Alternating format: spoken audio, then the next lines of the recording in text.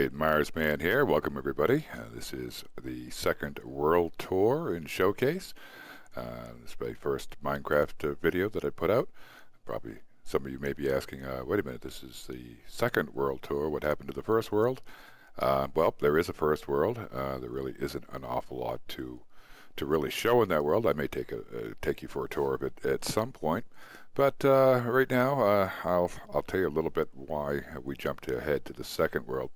I had played Minecraft a number of years ago, around the 1.0 days, and played it, had a good time with it, and then kind of fell out of doing it. So a while back, a friend of mine said, "Hey, we got a Minecraft server going. Would you like to come in and play it?" It's like, well, sure, okay. So I kind of came in and didn't have any idea what I was going to do, didn't know what I was going to do for a house or anything like that. So I kind of ran into this area that was in the tundra area, the winter biome of the map. And I found this mountain, kind of tunneled myself in to hunker down for the night, and kind of hollowed that out a little bit. And it's like, well, I guess I'll make this my base of operations, and tunneled out the back and found a pretty decent cave that went down in. And I said, okay, well, I'll just gather resources for a while. And since I hadn't played for a while, I kept forgetting about the hunger bar. Kept getting down into the mines and getting wrapped up in collecting that ore and that loot, and kept forgetting to eat and all that sort of stuff. So I had finally decided, after dying several times, that I was going to start making some farms and some ways to produce some food. So from there, it just kind of mushroomed into, well, let's see, why don't I make this kind of like a supply depot for the players in the game. So I started making this big storage room, had a bunch of chests in it, and this was all before the 1.5, however. So at that point, it was a little too late to try to revamp the storage area to use hoppers and things along that line. The space was kind of limited, and it was what it was. The guys had been playing on the server for a while, and they were getting a little tired because they had pretty much built all of their houses, and they were kind of running out of things to do. And it's like, hey, maybe we should consider having a new world. And that was cool. I had no problem with that, and I ended up finally taking over the server. I'm the admin of the server now. So when we came up to the idea of maybe going and doing another world, it's like, well, maybe we should look into the bucket server where we can do things like multiverse and actually have multiple worlds in the same server, because I didn't really want to lose the work that I had done there, and I don't think any of them completely abandoned that.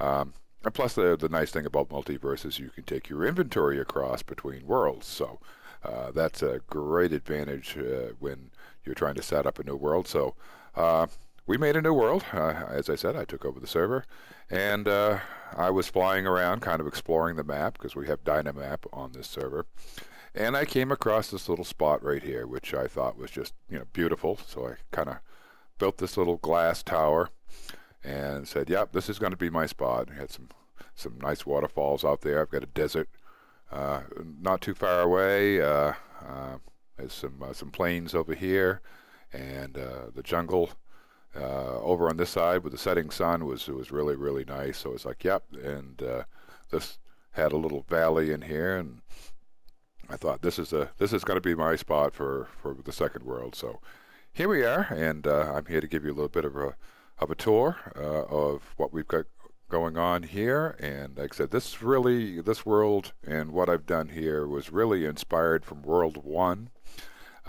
When I came over to here, it's like, okay, if this is what I'm going to do in Minecraft, is to make a big supply depot and try to create farms and supplies for the other players in the game as well as myself, it's like I'm going to try to do it right. So right now we'll take a quick break. I'll pop down and we will show you the workshop. I'll be right back. Okay, and we are back. I apologize for the frame counter there on Fraps in the top. I didn't realize I had left that on. But here we are at our workshop. I kind of picked this little mountain, had a kind of a neat chasm kind of carved into it. I did a little bit of waterfall work there. Put a little bit of glass in, and this became our base of operations for the workshop. So we'll take a step inside.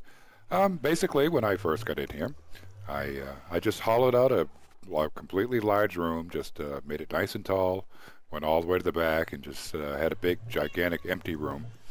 And then we sat down and said, okay, what are we going to do first? So one of the first things that I had created was this auto furnace. And this is based off Monkeyfarm's design. You know, I saw him do one of these in the nether. You can hear my cats in the background here. Let me turn the sound down just a little bit on that. Let's see, options, sound, turn that down a little bit. Cat meowing's a little annoying. Okay, so here we are with that, and I will take you for a tour of that in a little bit. The next thing that we built, again, this is a Monkey Farm inspired design, is the automatic brewing station. And we'll go ahead and give you a quick tour of that. Basically, he had the idea that, you know, he didn't want a bunch of complicated switches and things. He just wanted to have some fixed potions and just be able to push a button and not have to worry about it. Now, I did modify his design slightly, and we'll get into that in just a second, but we'll go ahead and take you for a tour behind the scenes. Here we are in the maintenance area. The water bottle chest is here. That automatically feeds through a hopper into the brewing stand. Here we have some empty water bottles, and of course behind us an infinite water source, so we can just fill those up and then load up the chest up here. Of course, everything takes netherwart, so we have a dropper here with netherwart in it that will get dropped in first. All of these buttons are basically brought back through a series of torches and repeaters. This basically this line right here feeds the netherwart, so we want to make sure that those get dropped in first. And then all the various different potions are on different levels, and we'll go up and we'll show you how that works here. This is the fire resistance level, and the line for that switch, it gets brought in here, goes across this dropper. This is where we have some magma cream in here. And then we go through a delay repeater on full delay just to make sure that we've got plenty of time when things are dropped in. This one is, of course, a redstone. And this one is unused, but we put in 3 anyway just in case we want to change this around. Maybe we'd like to turn this into some sort of a splash potion later on. So there are 3 droppers here. This one is currently not being used. But as you can see, we've got access to go in and hit the dropper and refill as needed.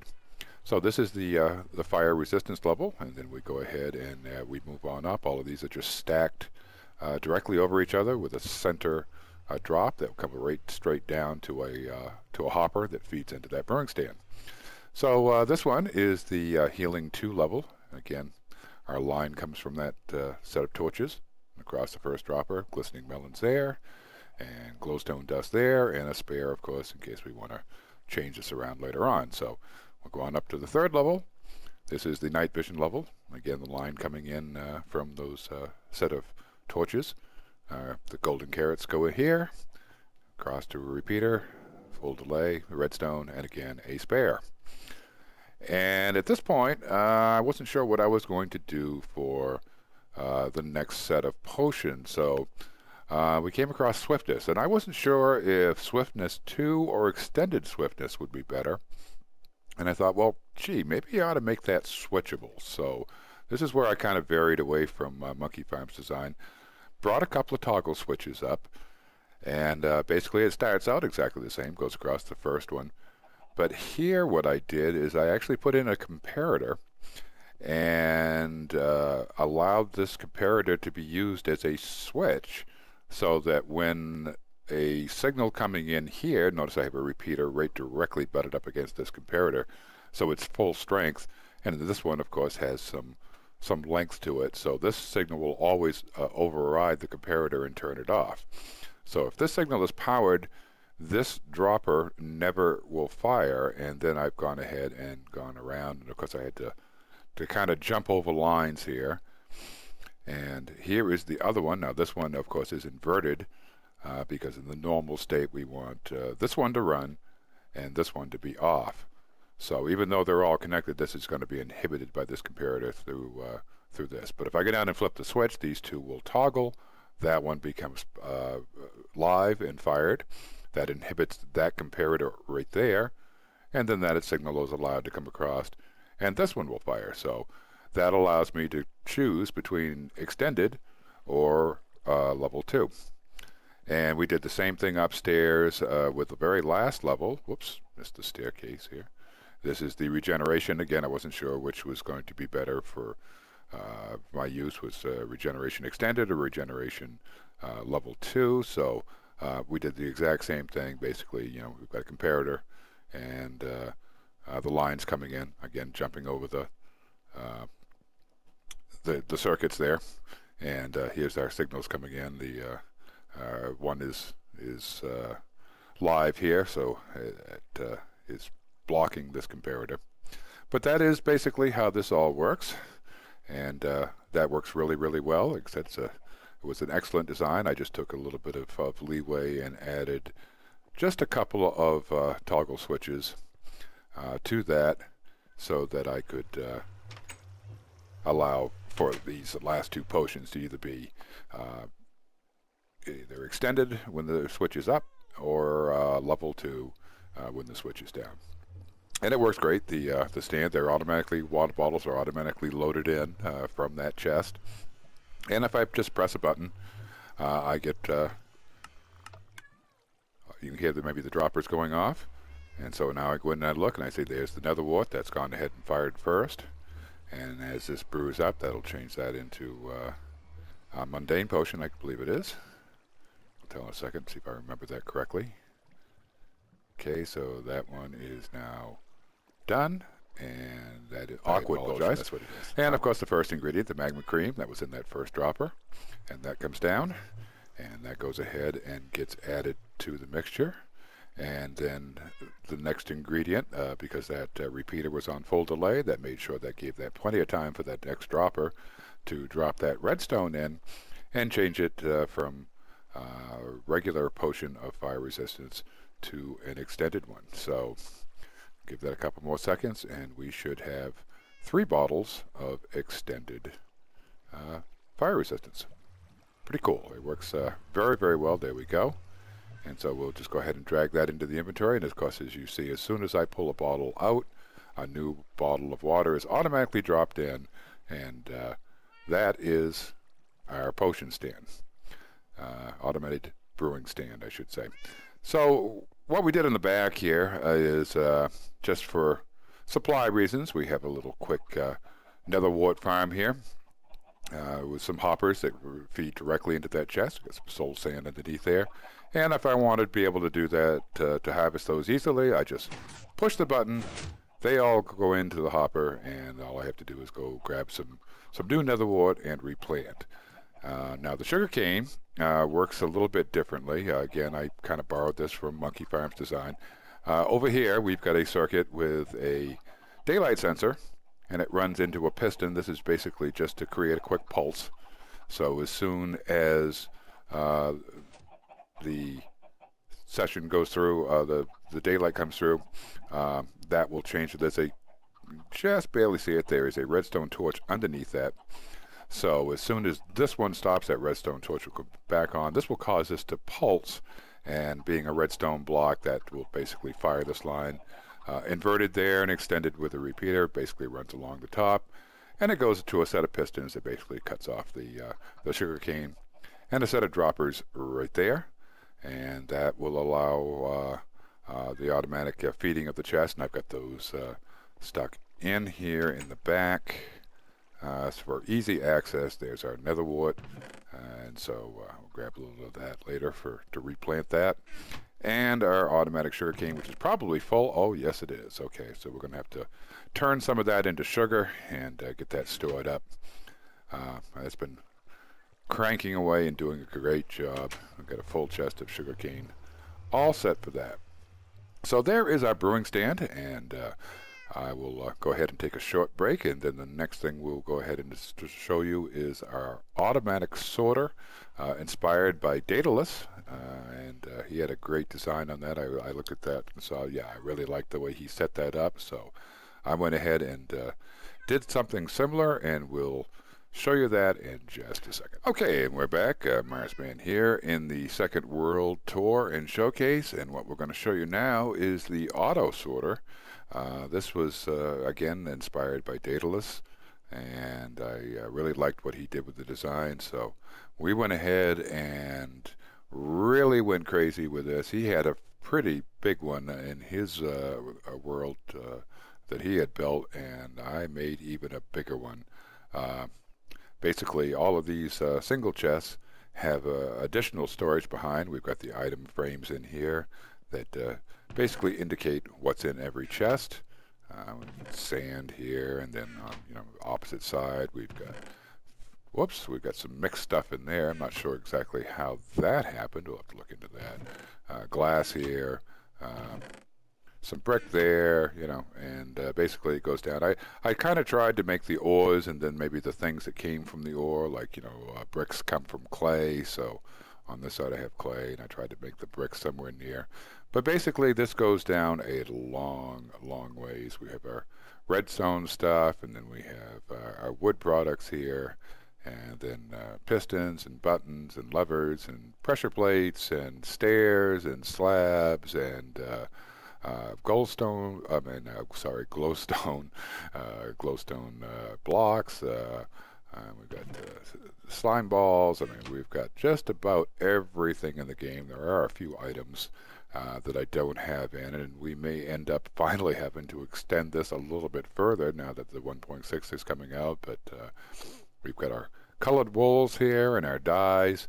But basically, this is a 156 chest storage system. And again, there's additional storage behind each of these single chests, and we'll go and show you the behind the scenes there. These lights are redstone lamps. Basically will pulse anytime something is being sorted. Also, it's an indication that the top chest is starting to fill up if one of these stays on, so that lets you know that you're getting full. And basically this is all a big hopper system, and yeah, as you can see, it's pretty extensive. Here's our feed chest here with a hopper. It goes in. We basically can just dump all of our stuff in here, and it goes into the hoppers. Now let's take you in behind the scenes a little bit and show you a little bit how this works. Down in here, here's where all the hoppers are. Our hopper feed pipe comes in here. These are all the different filters that we have to go in. And you basically set 22 items. You can spread these out, but basically at 22, that's when things will pass through the filter because of this delay here. You've got a comparator coming out of the filter, and it comes down, and underneath you can't see because I have it blocked off, but there's a repeater that comes across, and it basically powers this redstone torch. And as you may know, a redstone torch under a hopper will prevent it from working. So basically that blocks items from going into these chests until it matches up. So as soon as something comes in here that exceeds that 22 number on that filter, that allows us to turn off. And basically that allows the item to flow into this hopper and into this chest. And there are 3 double chests for every single chest in that, and this continues all the way down, and then we go across, and then it comes back up the other side, and we'll give you a quick view of that. Down here I've kind of cut things open, dug a little spot so you can actually see the entire mechanism, and that'll allow you to see a little bit better how this works. Again, if you want to see this, Dataless has a complete tutorial on this whole thing, but there's that repeater that's stuck in the middle, and right there you can see the edge of the chest that actually is in the room. And when you've got hoppers, and that comes out of this chest, which is fed through that hopper, that comes out of this chest, which is fed through that hopper, and comes out of that chest, which is fed by the hoppers that come out of the underneath the filters. So 3 double chests for every single chest there. That's a lot of storage. And as I said, this is just one side of the mechanism. This takes a ton of time to build, a ton of hoppers. Watched Dataless do it on his channel, and he spent quite a bit of time doing it, and this took me quite a while to do as well. I actually had a few less chests when I started, and started to fill this all up, and suddenly realized I didn't have enough, so I actually had to extend it a little bit further to encompass most of the items that I wanted to have stored. So just a couple of quick factoids. I went and dug out the calculator and did some math. This storage room has 156 single chests that hold 4,212 slots. As I said, behind each one, there are 3 double chests and 3 hoppers. That's an additional 468 double chests and hoppers. Total capacity 624 chests, 31,824 slots. And if everything had stacks of 64 in all the slots, that's enough storage for 2 million items. I think that's just about all that we're going to need in this game, and should help any of the players. I've told all the guys on here, hey, come help yourself. You know, if you need anything, just come on in and you know, help yourself to any of the stuff in the inventory. We also tied this in a number of other different ways. We made a rail system. These hoppers here are feeding in through into the stairs, into that hopper pipe. And this is actually another Dataless design. When he redesigned his mine shaft, he went ahead and made a rail system. And so we did something kind of similar. Brought the rails all the way down in here, and we basically made a automatic minecart delivery system. This works very similar to the way it works up top. And yes, I am in a slime chunk down here. We'll just take care of this just to avoid the sound. Thank you. Sounds like there's another one someplace. Where is the other one? Oh, he's up there. Okay. Oh, that's a big one, of course. All right, so we'll take care of him and his offspring and the offspring of his offspring, and punching blocks here instead of whacking slimes. Left myself in creative mode, and that makes it a little difficult to try to whack these things and not kill the blocks behind it, like that. Alright, come here, you. Come on. Stop. There. Go away. Got one over here. These things are annoying. Okay, a couple more up here. We'll get rid of these things. Stop. Stop. And quiet you. Alright. One more here, and finally one more. There. Okay. Oh, I still hear one someplace. Ah, there he is. Okay. There. Got rid of all the slimes. Okay. Now, back to this. Okay. Oh, I hear another nasty someplace, but we won't worry about him. Okay, so basically we drop everything into this chest when we're down here mining, and we've got a double set of hoppers that will come in and divide the contents of that chest into each side. As soon as this hopper detects that it has stuff to load, these mine carts are automatically dropped. They fall down into the track. They stay there until they're loaded up. And when the hopper is empty, it powers up those rails. They come up, they turn the corner, and they go up and jump onto the tracks here. And they go automatically all the way back up to the top. And they go over those set of hoppers that are sitting up here at the top of the stairs. And they're automatically held in place, because as soon as they come up and this hopper receives something, it turns these powered minecart rails off. That keeps the carts up here, and they're unloaded until they're empty, and then they are powered back up again, these rails, and the carts are sent all the way back down and are parked in the position that we saw them. So there's an automatic rail delivery system there, and so that works out really well. I had mentioned earlier that I was going to show you a little bit about the auto furnace. And as I said, this was a Monkeyfarm design that I had gone ahead and modified slightly. Initially, I had set it up exactly the way that Monkeyfarm did. You put your fuel in here, and that's automatically fed down into the furnace through a set of hoppers, and then you put your smeltables, whatever you want to do, sand or for glass, or cobblestone for stone, or whatever you need to cook, and that's brought into the top of the furnace there. And then the output is brought up through an item elevator to the pickup box, and they are stored here. Now, what I did that's a little bit different is I wanted to be able to toggle the delivery of the output to either stay up in the top here in this pickup box, Or I wanted to be able to drain this chest and send it back into our auto sorter over there. So this switch does just that. You can see that there is a torch underneath that hopper that prohibits that hopper from running right now. And if I was to go up and flip that switch, you see that torch is now off. And basically that hopper will tie into our auto sorting system through a pipe that's in the back, and we'll go downstairs and give you a quick view of that. It's a little crowded down here, and it took me a few tries to get the design right, because these torches can really interfere with these hoppers, and I had to isolate just that one. So it took me a few tries to kind of get this to work correctly, and kept having some trouble. But basically there is the item elevator. It's basically a series of droppers. When stuff comes out, it goes up through and up to the top, and then it comes out and goes into that chest, and then here is the hopper on the bottom of that chest that's being inhibited by that torch.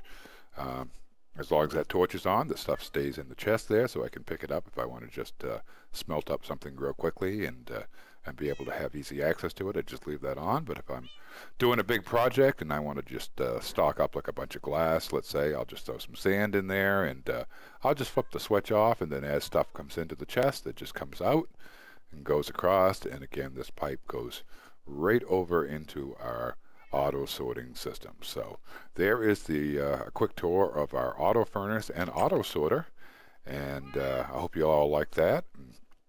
We'll go ahead and we'll take another quick short break, and we will show you our other item sorter that we have set up for just food, our automated chicken farm, melon farm, and our carrot, wheat, and potato farm. So stand by, we'll be right back. All right, we're back. This is Marsman on our second world tour and showcase. So far we've shown you the brewing station and our auto sorter, along with our auto furnace that we've tied in with that. And of course our little quick farms here that we have to support the brewing stand. Now what I'd like to show you is my second auto sorter that I've set up for just food. And that's what this chest is for. It works very much like the chest over there. But this is just basically for food items. So we have gone and done a very similar design. As you can see, we've got the single chest, and they're set up exactly the same way. But that's cooked chicken and pork chops, steak, cooked fish, raw fish, of course, and so forth. And of course, no surprise, remember I was saying before in the auto sorter that if this light stays on, that means our top chest is getting full. And no surprise at all that eggs are overflowing the chest, so we'll have to try to take care of those real soon before they jam up the entire system. So we'll go ahead and we'll show you the farms first. I went ahead and made an absolutely huge area, and I'm going to go. I'm being in creative mode here. I'm going to give you a little bit of an aerial tour, but basically these are our three farms. I think there are 5 layers. 1, 2, 3, 4, and 5. They are 8 wide. The water runs down along the edge underneath each side here, and of course they'll hydrate for 4 blocks, so there's water over on this side as well. So between the two, they'll cover an 8 wide area. They are, I think, 7 deep. Let's see if I've got that right. 1, 2, 3, 4, 5, 6. No, 6 deep. Nope, 7. That's right. Yep, 7 deep. Nope, 6. I can't count today. I apologize. But basically, the dispensers here is one on either side, and they hold a bucket of water, and that's just enough to flood all the way across over the edge, and then down to the next layer, and then down to the next layer, and so forth, all the way to the bottom. Looks like we've got a couple of untilled soils there that we'll have to go take care of somehow. I'm not sure how those got that way. But the hoppers basically collect all the stuff. These are just heavy pressure plates to block the water from flowing into the room. Oh, looks like we've got a few pieces here somehow that became untilled. We'll have to look into that. But at the other side here, I allowed that this could be controlled either from the bottom, or if you wanted to stand at the top, you could press the button and watch everything go from this side as well. So we've got that this kind of a viewing area in the back all the way across. As I said, maintenance and observation room. And we're going to have to go ahead and fix a couple of those holes. I didn't notice that they were there earlier, so we'll get those squared away in a little bit. But as we come across, these hoppers go all the way across, and I've just kind of got them covered here. And I have needed to make an item elevator because the chicken farm is up above, and that's where I had initially put the pipe. So this is basically an item elevator. This is some circuitry so that as the hoppers come in, they go into this bottom dropper, and they are brought up to a level that's up here, and that's where the food pipe comes in. Now, in here, of course, is a bit like the maintenance area for the item sorter. We have all the guts. Here's all the chests and hoppers and filters. And there is our main food pipe that, again, just like the other one, runs all the way around and goes down the other side. In the middle here, we have an automated melon farm. Again, that's a Monkeyfarm design. Thank you, Monkeyfarm, for coming up with this really cool one. This works so much better than the one that was in my first world. I did make an automated pumpkin and melon farm, but it definitely had some problems and would lose product squeezing out the sides. This works very, very well with the hoppers and all of that. So basically that all comes around and it feeds down, and it goes across and into the wall here, and again comes out and gets tied in. I think it actually goes over to the item elevator so that it can be brought up to this top level up here, which comes all the way across and into this room. Now this is a small little auto furnace that I had made. I decided there was really no reason for raw meat. You know, the meat we want to have is cooked. So of course you do get, you know, raw meat here and there.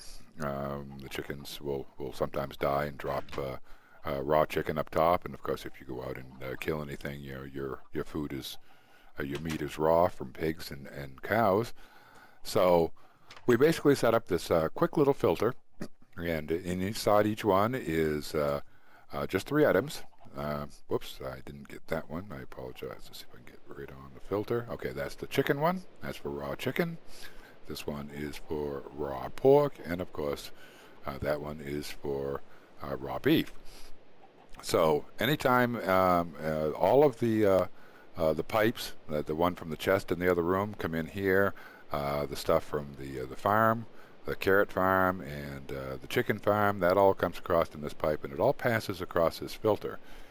And if any of those items is detected, then they're brought down, and very similar to the other side, there is a furnace here that will cook up those items, and then they're brought across and brought into an item elevator, very similar to the auto furnace, and brought up, and then basically ejected back into the pipe. So any raw meat that comes by, automatically cooked, and then injected, and then goes into our auto sorting system and put into the appropriate spot. Now, if you wanted to cook something manually, simply drop it into this hopper, and it will automatically go in and get cooked like everything else.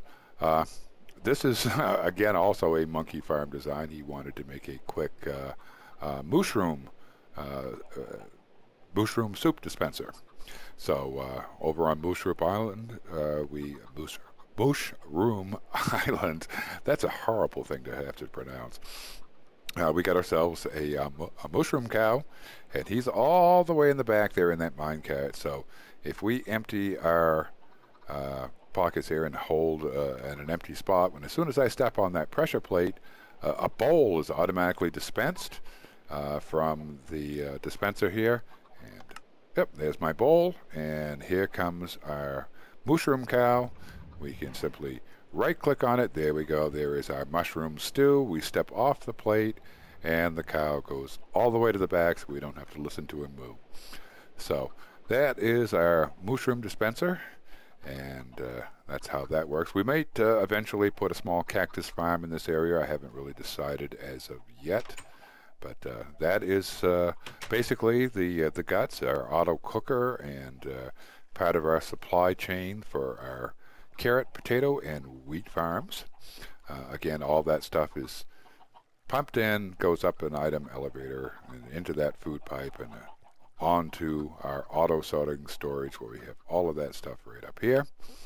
And finally, we're going to take you on a tour of our automated chicken farm. And look at this, we have an escapee somehow. Somehow he got out. I don't know how he managed to do that, but he's not going to live with me. Okay. Yeah, and there we go. We've got a piece of raw chicken. So we'll go ahead and go in and we'll drop that into our chest, and that will automatically go through our auto cooker in the other room, get cooked into cooked chicken, and then brought into our item sorter. So up here, this is a Dataless design. He made a really elaborate pyramid-shaped type building for his automated chicken farm, and it was pretty cool. I just took something a little simpler, and oh, we've got some malfunctions going on here, it looks like, so we'll have to go in and try to fix that. Once in a while the lava gets stuck on, maybe it's due to log in or log outs, but we will fix that in a minute as well. Basically this is our chicken farm, and up top we have the breeders. These guys, basically I've got now just 4 chickens. I started out with a lot more, and it about melted my computer because I've got 12 chambers here. And I originally put like 10 chickens in each chamber, and the amount of eggs that were coming out and the lag was just incredible. So I've weaned myself down. I went down to 6, and now I'm down to 4, and that seems to be fairly tolerable. So all these guys do is lay eggs, and there are 4 half slabs underneath there and a set of hoppers. And these hoppers basically feed eggs down to a dispenser. And when this dispenser senses that it has something in it, there's a circuit in the back that fires those eggs out, and those that hatch fall into these lower chambers down here. So that's all these guys do. They just make eggs, and they get smashed by the dispensers that are in between the levels, and whatever chickens are hatched come out down here. Now we have a mixture of both baby chickens and grown-up chickens. We have some that have grown up, and like here we've got a couple of adults and a couple of kids, but they're on half slabs as well with a set of hoppers. So if the adults happen to lay eggs, that's where the eggs come from. They go into the hopper pipe and get brought downstairs into our item sorter. But we also have 4 dispensers here with lava buckets, and once a day when the sun comes up, these fire off, and because they're up a half a block off the ground, because there is a half slab down there, there's one of our baby chickens just recently joining the pack here. Because they're up a half a block, and chickens are a half a block tall, the baby ones aren't hit by the lava blade, but the adults are. So that's just a quick lava pulse that comes out and withdraws, and that allows the adults to be cooked.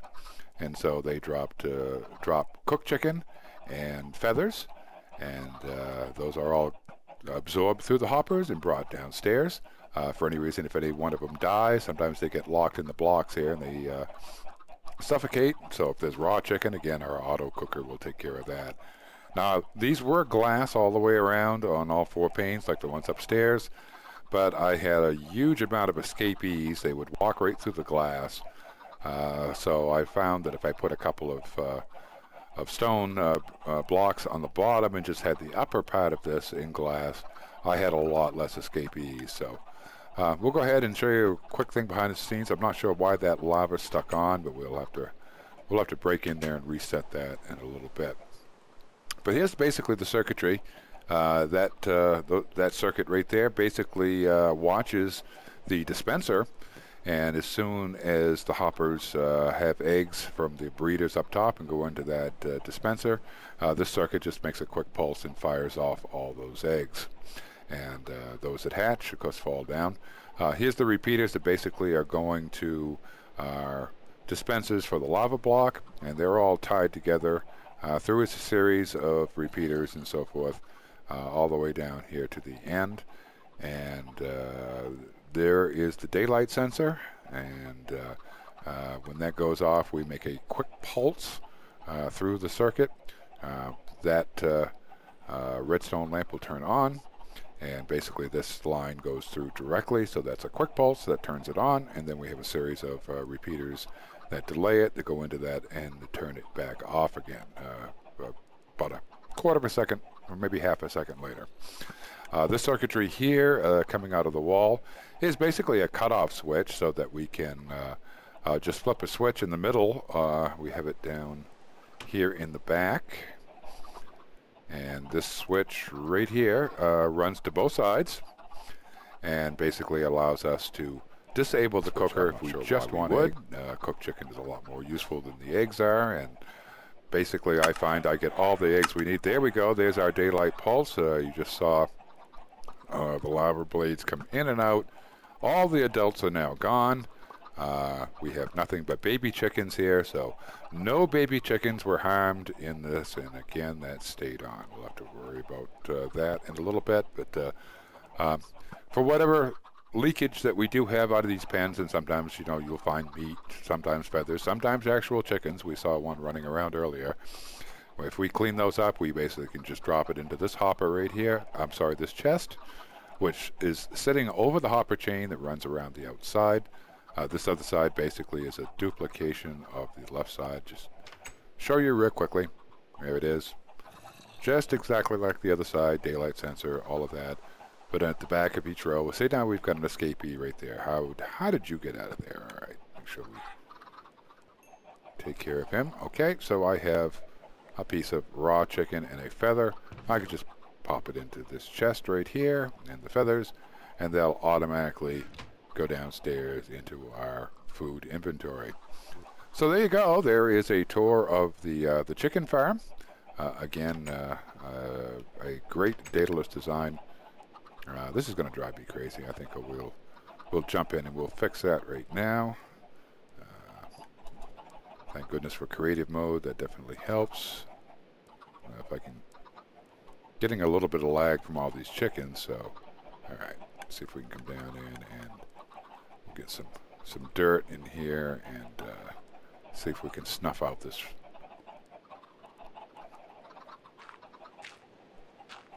There we go. And we'll pop those back out.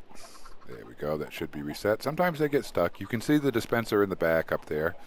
It does give us a chance to let us look at that at least. But that fires the eggs into that wall, and then they go ahead and drop down. So let me get some stone here, and we'll fix up this hole. There we go. So that coop has been repaired. I'm not sure why the lava sticks. Every once in a while, I'm not sure if I happen to catch it during login or something where that gets stuck on, but it's easy enough to fix. You basically just kind of break out a block and get up there and just drop some blocks and get it all snuffed out from the lava, and then after that it's good to go. So there you have our automated chicken farm, and again, my warning, watch out. You might have some escapees running around in there. So that is our food side of things, our farms, our melons, and our chickens, and it does produce a ton of cooked chicken. I'm sure that I'm surprised the light isn't on here, because we have a ton of cooked chicken. Now there's a full single chest there, and I don't know how much is backed up behind it, but there are 3 double chests behind this, and I'm sure that they're well on their way. And here we are. We're seeing the item sorter do its thing. Looks like some bread was oh, okay, we're getting backed up here. That's what's going on. Okay, we got to get that fixed. Yeah, we're jammed up here because of this egg thing, and now we're starting to get stuff flowing into the previous chest, and that's not good. So we got to get that squared away. So anyway, that is our tour of that. We'll go ahead and take a quick break, and we'll show you the Iron Golem Farm outside, and also our tree eater. That's coming up next on the Second World Tour. So thank you so much, and we'll be back for our next part of the Second World Tour and Showcase.